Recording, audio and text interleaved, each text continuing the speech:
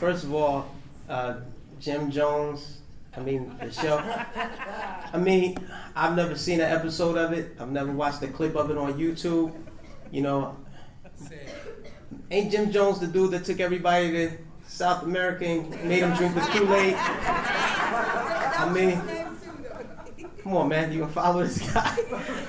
On his first album, like, I'm on my way to church or something, it's just like Jim, just like the dude, you know what I mean? So, I don't follow a lot of that, you know, and you know, I mean, black love, I mean, why do we have to discuss these things as black people? Why are we always being asked, what is black love? You know what I mean? I mean, what is the actor name? Michael Baldwin, always slapping his girls around and screaming at his daughter and his wife all the time in public and all of that. We don't ever hear white people being asked, what is white love? You know what I mean? We don't ever hear them. Why do we have to deal with these pathologies all the time? You know what I mean? You know, love is love. You know, love is love. I mean, but it's always us. You know, it's never Jesse James and Sandra Bullock on these panels talking about what is white love. You know, so why do we have to deal with that? I mean, seriously though. You know, I know I look a little young, you know what I mean? My first record came out in 1991. You know what I mean? My first record came out in 1991, right? 1991. I've been married for 20 years. For 20 years, uninterrupted. Uninterrupted. I have children by the same sister. You know what I mean? And I don't think we need to spend time talking about, like, look, it's all right. The media is creating these perceptions that we're just dysfunctional in everything we do. That's just what it is. I mean, for example, like the Michael Baldwin and the Sandra Bullock, Jesse James thing, it's like black kid in the inner city. He takes a old school Chevy Caprice. He put 28-inch rims on it, candy painted out. He put leopard skin leather all through it, chrome steering wheels, chrome pedals. You know what I mean? And the first thing that come out of their mouth, that's ghetto. They devalue it. They depreciate it instantly, right? White kid, take a car, put big mags on it, put fire on it, the engine coming out of the hood. I mean, he cut the hood out and the engine is short. When he pull off, fire shoot out of the back of this vehicle, right? He take a pickup truck. He take a hearse and paint brick tombstones on the side of this hearse. Put big 45-inch rims and tires on it, right? But what do? They don't say this is some trailer park stuff. What they do, they say, open up that arena over there. Give them a venue to display their talent. It's art. You know what I mean? But it's the value in this society. It's the value that's been placed on people based on the system of white supremacy. Period. And we could dance around that all we want, but all of these things go right back to that ideal. You know, that's just what it is. I mean, for 20 years, Poor Righteous Teachers, my group, every album we put out, we put an album out that was glorifying, respecting, loving black women. You know what I mean? On every album we put out, Shakila 1, Shakila 2, Shakila 3, My Three Wives, Shakila 4, we just went on and on and on. And now I'm doing solo records and I'm doing the same thing. You know what I mean? On 2007, This Is Love. That's the record on the album. The album comes out. I mean, what in the first verse of the record, I'm telling the sister, you like the bridge between a scholar and his understanding. Your vibe aligns the planets. You bring the knowledge to its achievement. Queen and Zinga and Even. Bathsheba with reason. Teaching the seeds up in the Garvey school. Bob Marley blues humming his redemption song. Black is night and all your clothes on. Black is night, sex appeal and all your clothes on. You're not naked out in front of, I mean, this is what I do. Black love is what I do, through and through. You know what I mean? But what happened though, right? But what happened? We talk about how these social media networks is an alternative that will leverage the mainstream perception. It's not true. Hip Hop DX, Brian Smith, the writer for Hip Hop DX, white guy. What did he do about, he reviewed the album for that song? This is what he said. That's not love. Where's the arguing? Where's the arguing over milk and Pampers? This is not love.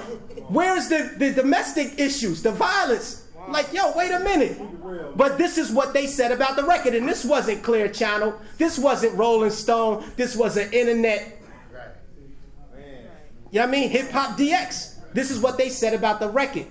You know what I mean? And it, you know, and it, I mean, the comments, they chewed him out about it, but it's just what it is, and it's where we are. We have to understand how white supremacy works. We have to confront that. I think that we're not the ones who need to be on these panels. The white world need to be on these panels. We need to be digging into their pathologies, into their psychologies. That would be a better study. You know what I mean? All the time. It's like every conversation we have always turn around and comes back to some black pathology. We have a monopoly on some of these things. It's like, yo, black man, Ike Turner is the poster boy for domestic violence? Really? Right. Come on, man. How many white women we done saw float from the bottom of the lake? Seriously. You know what I mean? This is just what happens. It's all the time. How do we get a monopoly on these things? And I'm less accepting of these pathologies that they've attributed to us exclusively. Like we have some kind of exclusive monopoly on ignorance. You know what I mean? This thing is pervasive everywhere. I mean, they have a big center out California for Asian men who abuse their wives.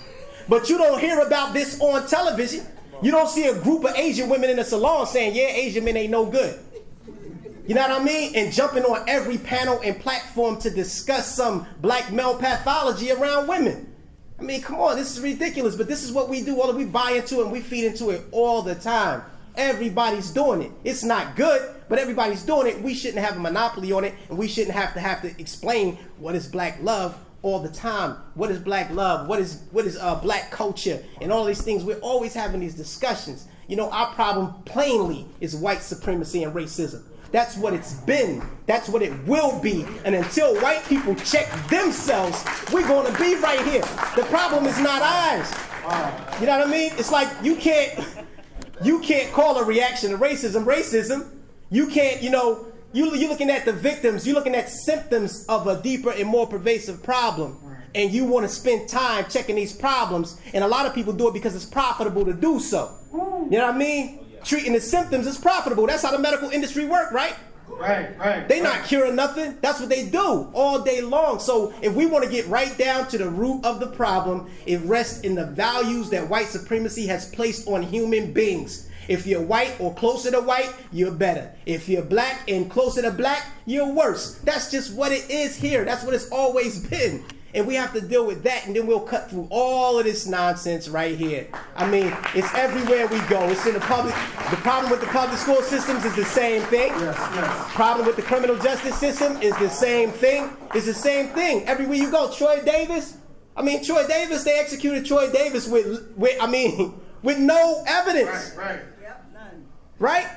White guy, same court, 2 years before, 2008. Yeah. White guy, same state, same system. Confess. Let him go. Yeah. You can go. That's just what white supremacy does. Think about it. You watch CNN and they talk about how scared they are to get on an airplane next to an Arab or Muslim. Wait a minute. Timothy McVeigh blew up Oklahoma City. He was a white boy that looked just like you. But you're not afraid of white people when they come and sit next to you. Right? The guy over in Norway killed all their 80 children. Yeah. Blew up one building, shot up all the kids, right? They said that he was unfit to stand trial. He's delusional, so he might not see any prison time now. He was delusional. That's the same thing they said about the kids who going up in the markets over in Palestine with the bombs on them, right? They're saying they're delusional, but they're saying kill them. That's the difference. They're saying kill them. They're diagnosing them the same. You know what I mean? They're delusional. They believe that when they go to heaven, they're going to get virgins. Right? So, this is delusion. Why are you killing them, but you're not killing the guy that looks like you? Right. That's white supremacy. When 95% of all crimes committed against white people are committed by other white people, why are we talking about black on black crime? Yeah. You know what I mean? We don't hear them talking about white on white crime. Right. We're not the criminals here. There's a good book that I'm going to leave y'all with that I think you have to get this book. It's called The Criminalizing of a Race by Shashi McIntyre. You have to get this book. She goes all the way back from slavery, and she show you how the laws were created to criminalize black people. The first gun laws in the country was that a black man could not have one. Like David D was saying, how they went around the community, said, yo, there's 10,000 gangs here. We need more money. There's a problem. There's a threat. Don't you know that's how the police department was able to change their firearms from a 32 to a 38? They said the black man on drugs is unable to put down with a bullet from a 32. So we need 38s. That's just what they do. They've criminalized us to no end. And we're feeding into the criminalization. So now you find black people in the community, when a black child do something ingenuitive, like hip hop, some of our parents were saying that ain't music, boy. They were saying that ain't music. You messing up my records. You know what I mean? You messing up my records. You scratching my records. You can't do that. Know what I mean? But what the capitalists did, capitalist America said, yo, look, I'm going to make a turntable that can do exactly that. You know, the capitalists came in and they developed the technology to get paid off of our ingenuity. You know what I mean? And that's what they do over and over and over again, because we're stuck in the idea of us being criminals. Everything we do is criminal. Everything. The way we wear our clothes, oh, that's gangster. That's braids in your hair, that's gangster. You know what I mean? They want to associate everything we do with something negative. And that's just what white kids they talk about black kids sagging. The white kids started the skinny jeans craze. Marky Mark. With the belt going right behind the bottom of your crack of your butt. Tight, riding around on skateboards. And nobody's saying, yo, they need to stop this sagging trend in the white community. But then we're not having these discussions, man. Yeah. You know, it's like we shouldn't be having these kind of discussions, man. Just do the work. You know what I mean? Show a child the way to go and keep it moving, man. Yeah. I don't believe the hype. I'm from that school, man. I'm from that school. Hey, can we give it up for our panel, our media panel, as well as put the exclamation point on that? What is black love? You know what I mean? I mean, what is the actor name? Michael Baldwin, always slapping his girls around and screaming at his daughter and his wife all the time in public and all of that. We don't ever hear white people being asked, what is white love? You know what I mean? We don't ever hear them. Why do we have to deal with these pathologies all the time? You know what I mean? You know, love is love. You know, love is love. I mean, but it's always us. You know, it's never. I mean, come on, man. You gonna follow this guy? On his first album, like I'm on my way to church or something. It's just like Jim, just like the dude. You know what I mean? So I don't follow a lot of that. You know, and you know, I mean, black love. I mean, why do we have to discuss these things as black people? Why are we always being asked for Jesse James and Sandra Bullock on these panels talking about what is white love? You know, so why do we have to deal with that? I mean, seriously though. You know I look a little young, you know what I mean? My first record came out in 1991. You know what I mean? My first record came out in 1991, right? 1991. I've been married for 20 years. For 20 years, uninterrupted. Uninterrupted. I have children by the same sister. Come on, man. You know what I mean? And I don't think we need to spend time talking about like it's all right. The media is creating these perceptions that we're just dysfunctional in everything we do. That's just what it is. I mean, for example, like the Michael. Yeah.